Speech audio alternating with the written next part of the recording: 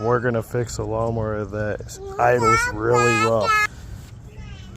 This is how you do it. Come down here. There's an air filter behind here. There's a carburetor we're gonna take off, clean it off a little bit. You're gonna take this plastic piece cover off next. Next, you're gonna drain all the gas. If it's fresh gas, keep it. Next, you're gonna take that carburetor off and you're gonna clean it really well. Then after that, you're gonna assemble everything back on that you took off. Put the cover back on. Then we're gonna fire it back up.